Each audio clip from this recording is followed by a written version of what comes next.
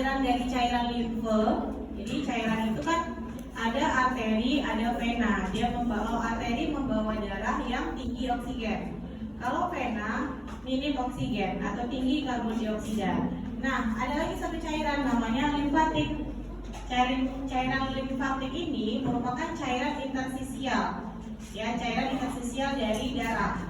Jadi kalau di darah kan ada cairan intraseluler, ada cairan ekstraseluler. Ekstraseluler kan dibagi lagi, ada salah satunya interstisial. Nah, cairan limf ini termasuk cairan interstisial. Oke, dia gunanya ketika ada patogen yang masuk, maka itu adalah kerjaan si cairan limf tadi, ya, yang ada di interstisial. Kemudian kalian harus tahu lokasi dari ductus lymphaticus. Harus tahu lokasi dari ductus lymphaticus mayor. Ya, nanti apa pembagiannya. Kepentingan klinisnya apa kita mempelajari ini? Untuk hafal-hafal saja enggak. Jadi kepentingan klinisnya kalau ada infeksi, ada tumor, kita harus tahu penyebarannya kemana kira-kira. Jadi misal, siapa tadi terakhir? Masuk Dava ya? Dava. Ada tumor misalnya di lehernya, regio lehernya ya, regio kolumnya. Nah, ada tonjolan di sana. Jadi kemungkinan di manakah kita raba benjolan dari nodus limfaticusnya? Nah, kita harus tahu alirannya kemana. Yaitu salah satu kepentingan klinisnya. Atau misalnya ada ISK nih, ada infeksi saluran kemih pada cowok, ketahuan di uretranya.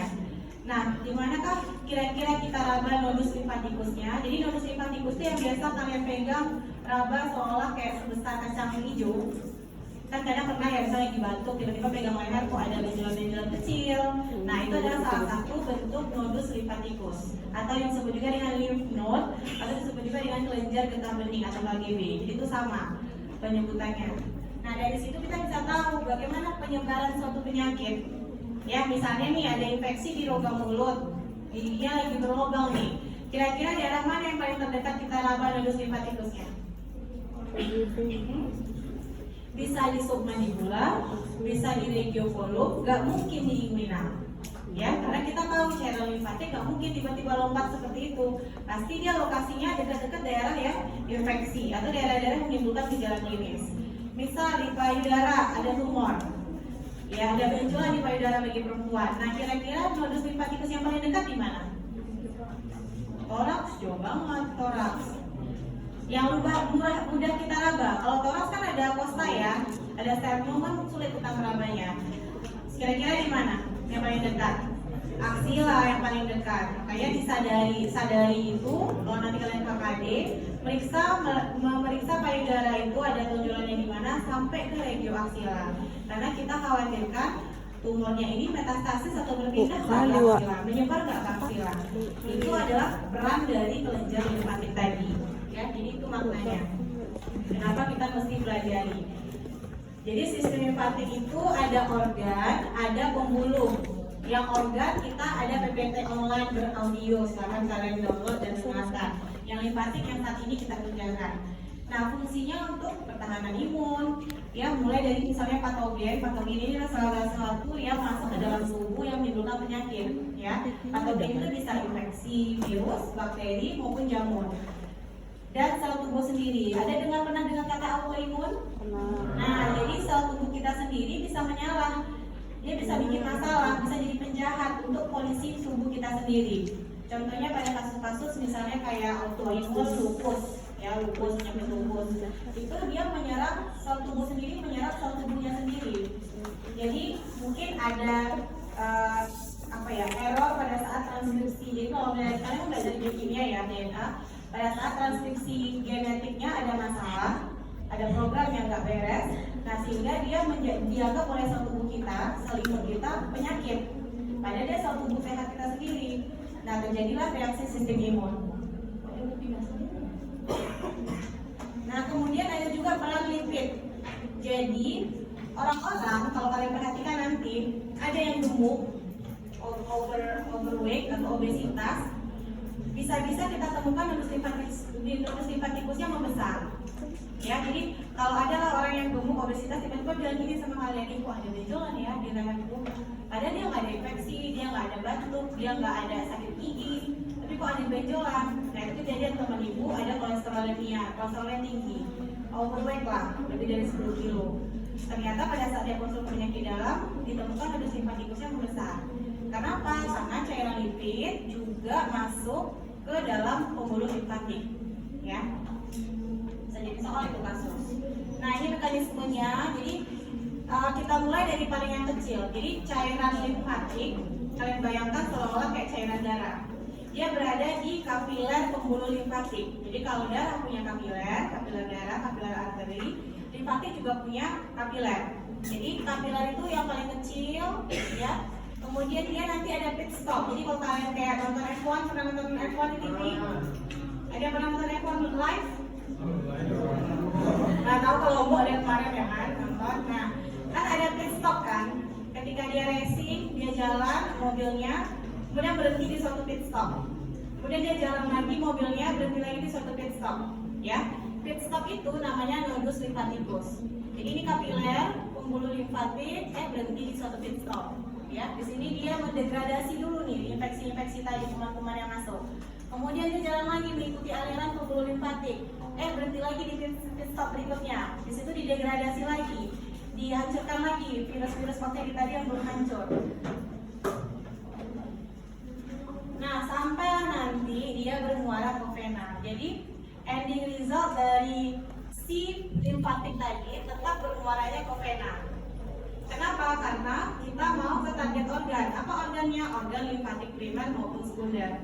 Jadi contoh organ limfatik itu yang primer kan ada timus, ada bone marrow, ya. Jadi kalau ada infeksi di timus dihancurkan, atau di bone marrow dihancurkan. Atau yang sekunder ada lien atau spleen, kemudian ada tonsil. Jadi kalian pernah mandal kan? Pernah tonsil yang berada. Nah, di situ membengkak karena virus-virus patogen lagi perang di situ. Ya, lagi perang di situ. Kenapa kok bisa sampai ke tonsil, kok bisa sampai ke lien, atau bisa sampai ke timus? Karena dia masuk aliran darah vena. Jadi tadi kan limfatiknya masuk nih, cairan limfatik yang membawa patogen. Dia masuk di brachiosephalika. Namanya angulus venosus. Angulus itu angel, artinya sudut. Ya, angulus venosus berarti angel di vena. Ada sudut di sini menuju vena brachiosephalika. Sudut ini dibentuk antara vena jugularis, ya kalian kalau masih ingat tadi vaskular, ya vena jugularis dengan vena apa ini? Ada yang tahu? Subclavia, ya. Kalau yang dexter, dexter nanti yang kiri juga ada, semester juga ada. Jadi di angulus venosus ini dia masuk bermuara ke vena brachiosephalika, lanjut masuk ke atrium dexter. Nah, kemudian nanti akhirnya diolah di core sampai di aorta dihantarkan ke seluruh tubuh. Dihantarkan ke seluruh tubuh sampailah dia di target organ primer tadi.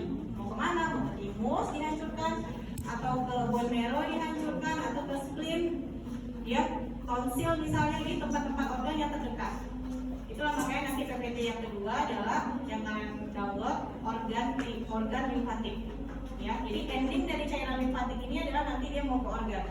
Di target organ itulah betul-betul difinalisasi untuk dihancurkan si virus maupun bakteri. Nah, kalau organ yang bermasalah, misalnya liennya rusak atau dia nggak ada lien, ada kan pada pasien-pasien yang splenektomi karena trauma, mungkin splennya dibuang dan dia nggak bisa didegradasi di lien. Nggak mau kita cari organ primer yang lain, organ sekunder yang lain. Oh, misalnya tonsil atau misalnya yang lain pair patches, maksudnya usus buntu, itu juga berperan sebagai organ limfatik sekunder, ya. Jadi itulah makanya kenapa dia mesti bermuara ke vena cairan limfatik ini. Akhirnya dia nanti akan bergabung di muara di bagian vena brachiosephalika. Bisa dexter, bisa sinister, tergantung lupusnya atau salurannya apa. Itu ya. Nah, jadi tadi urutannya dari yang besar organ limfatik, muara terakhir. Sebelumnya dia ductus dulu, ductus limfatikus. Ya, ductus limfatikus ini merupakan otot polos yang menyebabkan kontraksi. Kemudian sebelumnya ada nodus limfatikus atau kelenjar limfa yang gue bilang pit stop tadi. Ya, pit stop yang dia bulat-bulat yang kita kenal dengan kelenjar getah bening yang kalau kita lihat dia kecil-kecil.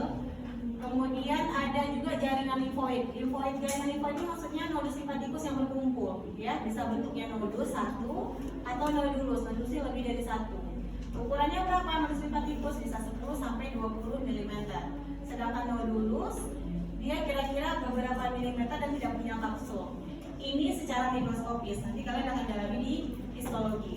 Nah, dalam tubuh manusia ini head to toe, mulai dari regio leher, ya. Kalau di kepala kan agak sulit ya, karena memang nggak ada nodus limfatikus SSP. Jadi mulai dari bagian leher, regio kolum sampai ke ekstremitas itu ada banyak ratusan nodus limfoid yang tersebar, antara ukurannya mulai dari kepala peniti hingga biji kacang. Jadi kalau kita melakukan pemeriksaan klinis, kita raba, oh masih kecil kok, sebesar biji kacang, pasti masih oke. Tapi kalau lebih dari 2 mm, 2 cm, kita anggap dia patologis. Jadi kalau misalnya diraba nih, sitoki lagi batu-batu, ya kan, paru-paru dia bermasalah atau faringitis, jadi menelan. Kita raba regio kolumnya, raba kayak sebesar telur ayam kampung, itu patologis atau fisiologis? Patologis, berarti kita curigai anak ini, apakah kita curiganya TB, apakah dia TB kelenjar atau TB paru? Kan bisa juga kelenjarnya menyebabkan terserang oleh infeksi bakteri TB. Jadi bisa dua gendangnya. Jadi kita lihatlah nodus limfatikus yang paling dekat dengan lokasi infeksi. Jangan kita raba di inguinal, kan nggak mungkin infeksinya di faring. Kita raba inguinal kan nggak mungkin kan? Nah ketahuan dokternya nggak belajar daerah limfatik. Oke. Nah jadi pulang, dimulai dari paling kecil kapiler limfatik, kemudian ada pit stop, berhenti dia di nodulus limfoid, kemudian lanjut dia ke pembuluh limfatik yang besar namanya ductus. Ductus artinya saluran. Ada 2 saluran yang harus kalian ingat, karena ini muara dari semua lymph node. Ada saluran ductus limfatikus mayor, ya. Dia 2, ada ductus thoracic dan ductus limfatikus dexter. Nanti wilayah kerjanya ditaruh di gambar. Ini definisi kapiler limfatik. Jadi dia pembuluh paling kecil sama dengan kapiler pada arteri, tapi isinya cairan limf ya, cairan bening yang berasal dari interstisial. Fungsinya apa? Dia bisa mengabsorpsi protein dan partikel yang besar dari ruang-ruang di jaringan. Bisa juga lipid tadi. Nah kita kerjanya ada juga lipid kan fungsinya. Nah, limfa itu ada cairan jaringan ketika masuk ke dalam pembuluh limfa. Limfa ini dari anyaman kapiler perifer berjalan menuju pembuluh-pembuluh yang lebih besar. Jadi dari kapiler tadi dia lanjut ke pembuluh limfa yang besar. Contohnya apa? Nodus limfatikus tadi. Oke, kemudian setelah dia masuk pembuluh, pit stop dari nodus limfatikus kan, diperiksa lagi nih. Udah sampai mana kita mematikan patogen tadi. Nah, sampai di sini ketemu kita nodus limfatikus tadi yang ada bulatan-bulatan kecil tadi sampai sebesar kacang. Apa itu? Itu adalah massa kecil oval. Massa kecil oval seperti ginjal di sepanjang pembuluh limfatik. Biasanya didapati berkelompok dan arahnya ditentukan oleh katup info. Nanti perhatikan gambar katup info. Ukurannya dari beberapa milimeter sampai dengan 2 cm. Artinya kalau lebih dari 2 cm, kita anggap nodus limfatikusnya membengkak lebih dari, ada patologis, ada penyakit berarti ini. Tapi kalau masih 2 cm berarti normal, ya. Nah ini gambaran nodus limfatikusnya. Jadi jalan pembuluh kapiler, kemudian ada kayak bulur-bulur kecil, kayak titik-titik yang besar sebesar peniti sampai kacang tanah. Gunanya apa? Pada saat klinis, pembesaran kelenjar limfa ini dapat menjadi tanda peradangan atau limfadenitis atau penyakit ganas atau metastasis atau penyebaran dari tumor ganas dan terjadi gangguan sistem imun. Ya, jadi kalau membengkak ada kemungkinan dia metastasis tumor, kalau besar banget mungkin ya, atau misalnya hanya limfadenitis. Jadi nodus limfatikusnya yang terserang infeksi. Itu namanya limfadenitis. Oke, inilah gambarannya. Aliran dari pembuluh darah limfa dari ekstremitas inferior sampai ke regio kolum.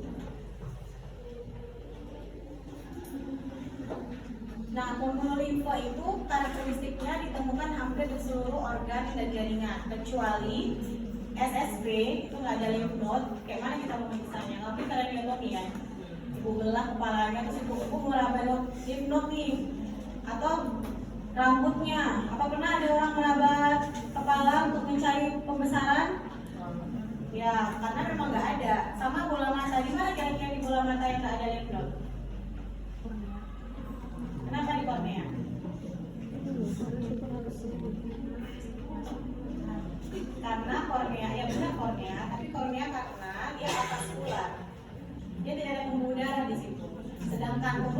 limfatik itu dia beriringan jalannya. Di mana ada arteri, vena, dan nervus, pasti ada pembuluh limfa di sampingnya.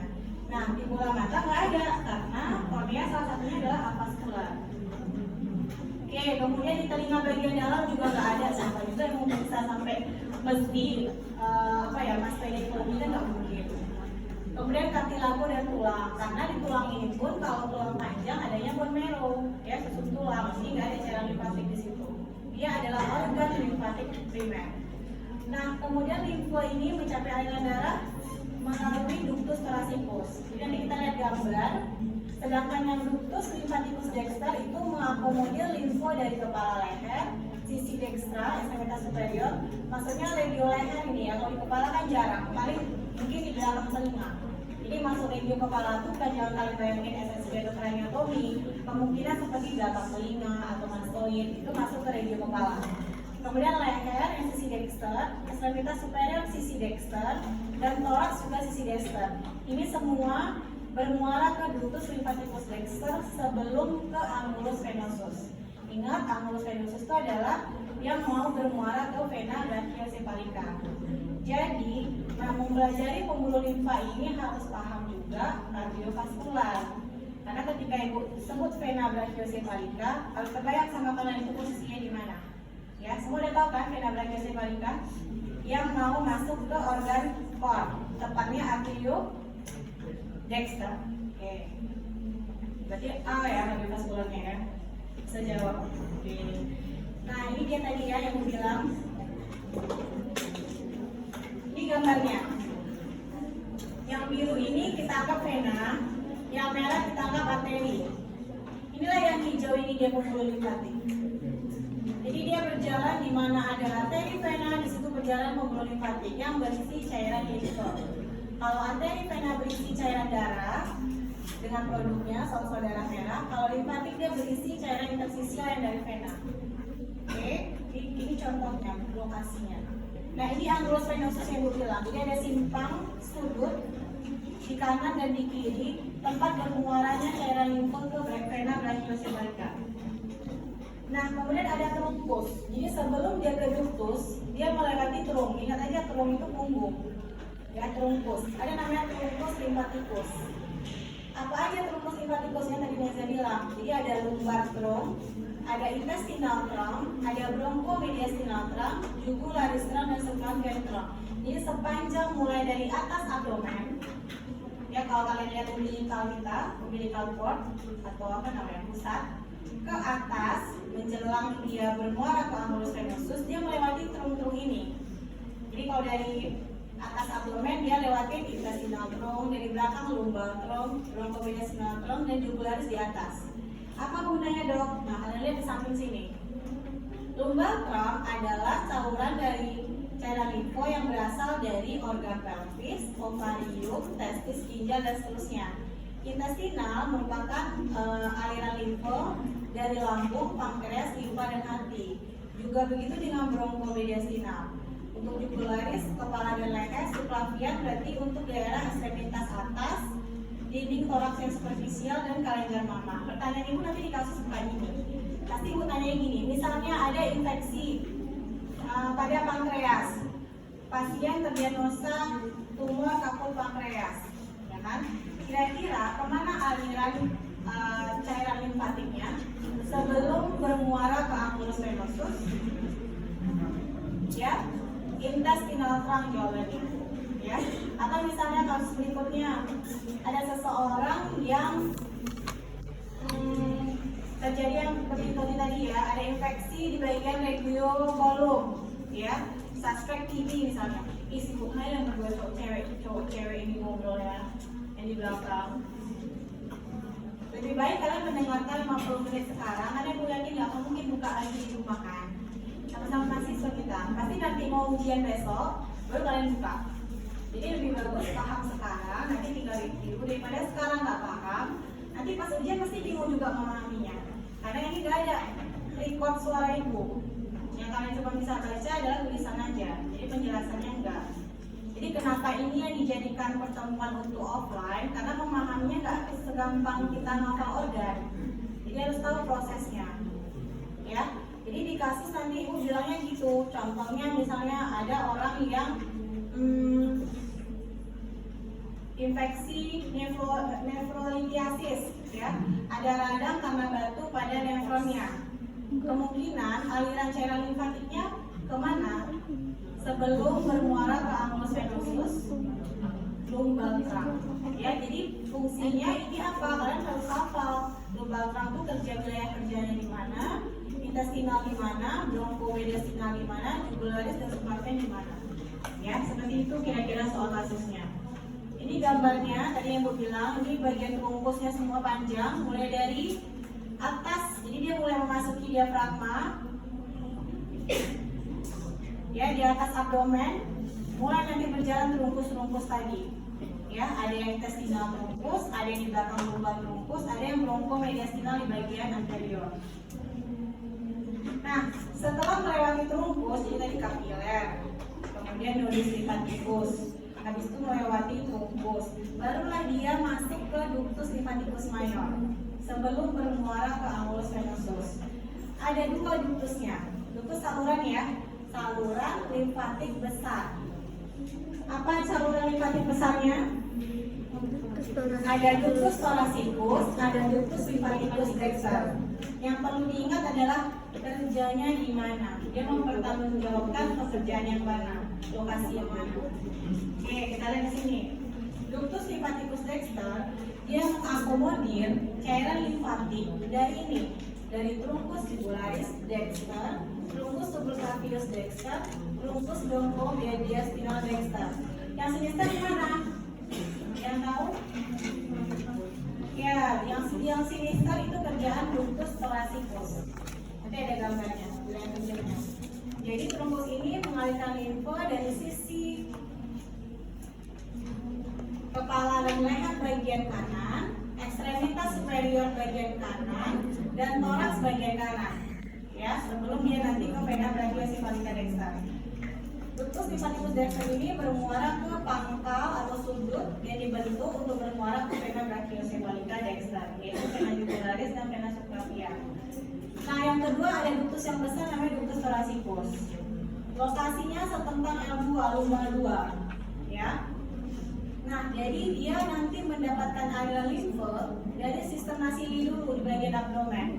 Baru nanti dia akan naik ke atas mengikuti aliran trunkus-trunkus tadi. Ya.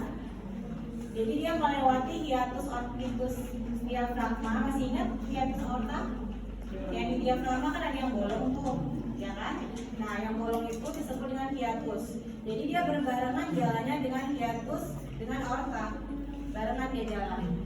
Di sebelah dexter dari aorta descendens, lalu menyilang di bagian dorsal esophagus dan mencapai pinggir sinistra esophagus setinggi vertebra thoracal 4. Kenapa? Karena dia mau bermuara ke angulus venosus sinistra.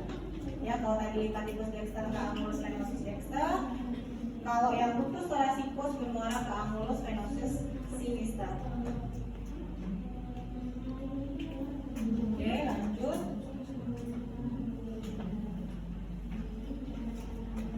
Gambar aja ya, kita lebih mudah memahami gambar. Nah, ini ya, wilayah kerja yang umum adalah wilayah kerja ductus limfaticus dexter. Jadi seperempat bagian tubuh kita cairan limfatiknya diurus oleh saluran pengumpul besar, namanya ductus limfaticus dexter. Sedangkan yang kuning itu diurus oleh ductus thoracicus. Jadi kalau ada masalah di inguinal baik di eksternal maupun sinistra, pasti nanti drainasenya akan ke ductus thoracicus. Ya, sebelumnya pasti dia melewati sistem nasili dulu, melewati trunkus-trunkus dulu, baru dia bermuara ke angulus venosus sinistra. Sedangkan limfaticus dexter dia mengurusi daerah kanan, tapi nggak sampai inferior atau abdomen. Dia cuma tangan kanan, toraks kanan, dan kepala leher kanan. Jadi kasusnya misal aku bilang ada luka bakar misalnya 10 cm di lengan kanan, ya, kira-kira kemudian terdapat bengkak dan kemerahan. Kira-kira di manakah nodus limfaticus pertama yang kita raba? Di mana? Nodus limfatikus pertama yang kita rapai di mana? Di regio axillaris. Pertanyaan keduanya, kira-kira kemanakah aliran cairan limfatiknya bermuara? Ke saluran apakah dia bermuara? Ductus lymphaticus dexter. Ya, biasanya nanti gue bilang kemanakah dia bermuara? Saluran manakah dia bermuara sebelum ke vena brachiosimphanica? Jawabannya ductus lymphaticus dexter. Dan ini contoh kasusnya itu contoh soalnya. Satu lagi yang harus kalian tahu adalah sistem Nasili. Oke, sistem Nasili ini merupakan kantong, ya, kantong lebar yang letaknya di antara diafragma setinggi lumbal 1 di balik sisi kanan aorta, tepatnya di daerah umbilical cord sebelum ke diafragma. Jadi asalnya itu dari nodus, jadi sistem Nasili ini menerima cairan limfatik dari limfatikus inguinal, dari ekstremitas bagian bawah, ya, termasuk abdomen dan lumbalis, dan juga trunkus limfatik lumbal, ya. Kemudian sistem Nasili ini juga menerima cairan limfatik dari trunkus limfatikus lumbalis, bisa dexter, bisa sinister, dan juga dari trunkus intestinal. Jadi sebelum dia ke thoracikus, dia harus berhenti dulu di sistem Nasili ini, ya, kantong kecil ini. Apa ya? Jadi dari ekstremitas inferior, ya, dia melewati dulu misalnya inguinal, kemudian dia mengumpulkan cairan limfatik itu di sistem Nasili. Tapi kan kalau dari pemeriksaan fisik kita nggak bisa sistem Nasili, karena lemaknya putih banyak kali, nggak boleh langsung, ya. Misalnya kita mau periksa sistem Nasili berubah apa enggak? Sedangkan abdomennya aja lemaknya berapa senti? Ya kan bisa 3 cm, bisa 5 cm. Gimana kita mau meraba sistem Nasili? Kan sulit. Makanya nanti yang kita meraba adalah regio-regio yang superficial, misalnya kayak tadi inguinal, aksilar, regio leher yang kutisnya tipis, sehingga kita dapat meraba nodus limfatikusnya. Nah, seperti ini tadi sistem Nasili, ya, ini dia di tengah, dia lewat di bagian abdomen, naik ke atas nanti, mengikuti alur ductus thoracikus sampai berakhir ke simpang tadi, annulus venosus sinister, ya. Sampai di sini ada yang mau bertanya? Banyak. Ada yang mau bertanya? Topik ini nggak banyak, nggak sebanyak organ, tapi kalau nggak dijelaskan, takutnya kalian salah paham nanti, ya. Karena fisiologi juga masuk, ya. Fisiologi infeksi atau fisiologi imunitas belum. Karena dia harus paham dulu gimana proses tubuh diserang virus, proses tubuh diserang kuman, sehingga kita bisa tahu lokasi anatominya di mana. Ya. Oke, untuk organ limfatik ada yang udah baca? Sudah ada yang download? Apa aja organ limfatik ada yang bisa mention? Bagi dulu lah, ada primer, ada sekunder. Oke, yang primer apa aja? Timus. Satu lagi? Bone timus. Sekarang kita punya timus nggak? Kenapa? Kenapa? Parit ya? Nah, parit kenapa parit? Makin kecil apa makin hilang? Sebenarnya bukan hilang, ya, dia digantikan oleh jaringan lemak. Saking dia mengecil dan evolusi makin mengecil, lemak menutupinya. Sehingga seolah-olah ketika ada orang meninggal, kita misalnya iseng, ya, mau diseksi, kita nyari timusnya sulit karena udah ketutup dengan jaringan lemak. Ya, jadi paling besar itu mungkin di usia pubertas, habis itu mengecil. Jadi dari kecil bayi itu ada. Kalau di praktikum di lab anatomi ada satu core yang ada timusnya, ya. Tapi debatable juga, ada yang bilang ini lemak ini, ada juga bilang timus. Karena menurut ibu, selama misalnya preparannya anak mungkin dia timus, tapi kalau preparannya dewasa dua gendangnya. Apakah itu lemak atau yang kedua timoma? Timoma itu adalah tumor karena timus. Jadi tumor pada timus. Jadi aturannya setelah pubertas dia mengecil, ternyata dia membesar, makin membesar. Jadi ada tumor di bagian organ timusnya. Oke, kemudian organ limfatik sekunder apa aja? Lien atau spleen. Jadi tadi kan limfatik yang dari ekstremitas inferior masuk ke target organ, dihancurkanlah di lien atau spleen. Nah, apalagi selain spleen? Bone marrow itu masuk organ limfatik primer apa sekunder? Primer ya. Jadi bone marrow itu terletak di tulang-tulang panjang. Contoh tulang panjang apa? Oke, humerus, femur. Ya biasanya kalau kita potong transversal, maka di bagian dalamnya ada bone marrow. Misalnya kayak contoh kalian makan sup, apa sih? Sum ya, sum tulang. Terus kalian pakai sedotan kan ngisepnya. Nah, ada kemungkinan terisaplah si bone marrow itu di situ.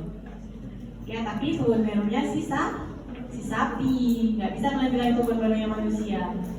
Oke. Ini organ limfatik. Ada timus, ada spleen. Ini apa kira-kira? Appendix ya. Jadi kalau ada orang yang usus buntu, appendixnya dibuang, berarti satu pertahanan tubuhnya hilang. Kalau ada anak-anak yang amandalnya berat, bengkak, terus dibuang, berarti satu pertahanan tubuhnya berkurang. Apalagi spleen. Ya, apalagi spleen. Jadi ada kemungkinan yang bisa dibuang karena appendix, karena kan buntu ya. Bisa aja masuk cabai, biji cabai lah, atau ada hal yang tidak bisa dicerna. Di sini dia obstruksi, terpaksa kita buang appendixnya.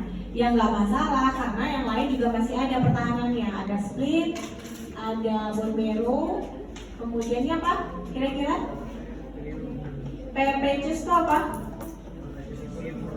Hah? Perpetuous itu kalau kalian ya? Enggak, kalau kalian ikut atau bersama lihat video orang diseksi bagian abdomen, usus dikeluarkan. Nah, di usus itu nanti di intestinal itu tersebarlah bentuknya itu kayak kecil-kecil, berangkai, bulat-bulat. Itulah limfatik, lymph node. Ya, jadi perpetuous itu adalah lymph node yang tersebar di intestinal. Tapi di kadaver kita udah nggak ada lagi karena udah dibersihkan. Jadi kalau kalian kemarin praktikum digestif, itu di bagian intestinal kan udah bersih ya. Cuman bisa nengok haustra doang ya.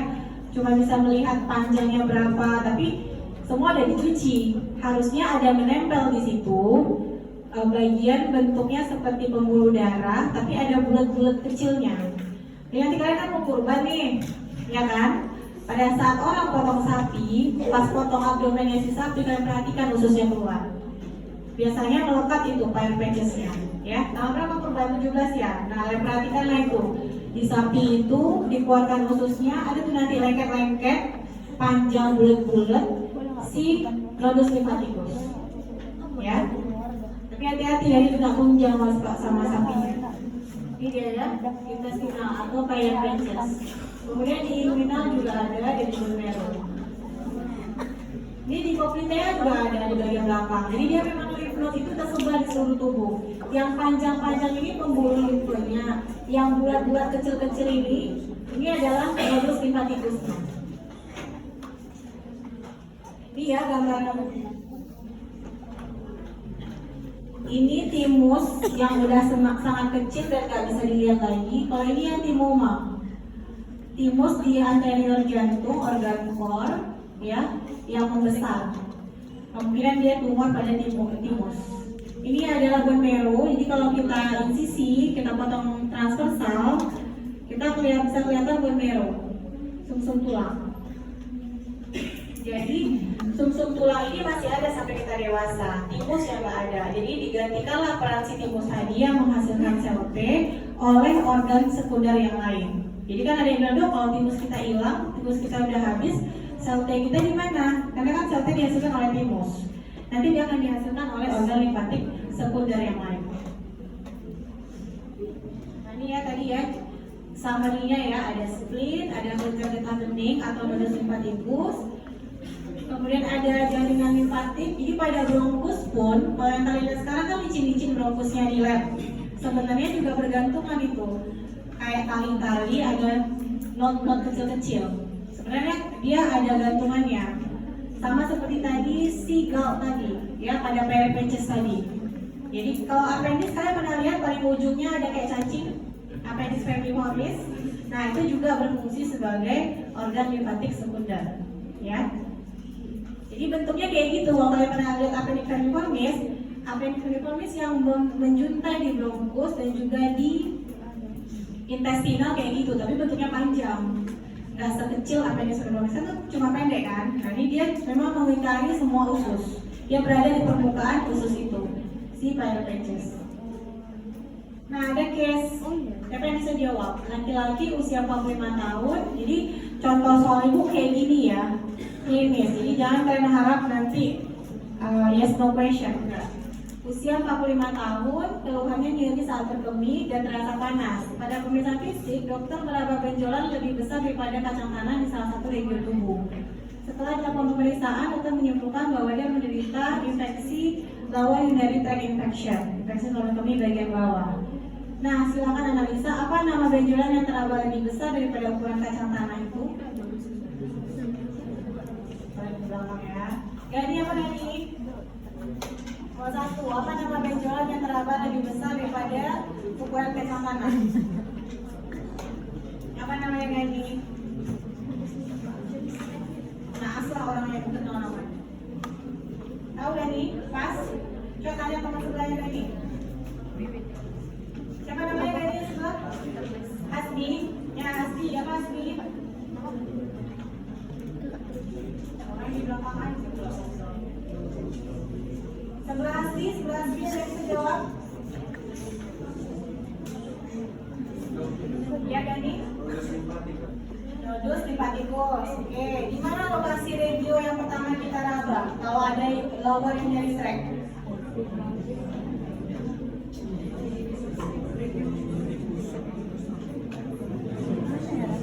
Nodus limfatikus mana? Pertanyaan ibu bukan bronkus ya. Nodus limfatikus mana yang pertama kita raba? Sesuai posisinya. Lower urinary tract kemungkinan di uretra. Pada laki-laki mungkin di penisnya lain yang merah, yang bengkak. Di mana regio yang pertama kita palpasi? Kita raba. Abdomen salah. Pelvis salah. Gimana dong Ibu? Bukan ibu tanyanya nodus limfatikus di regio mana? Bukan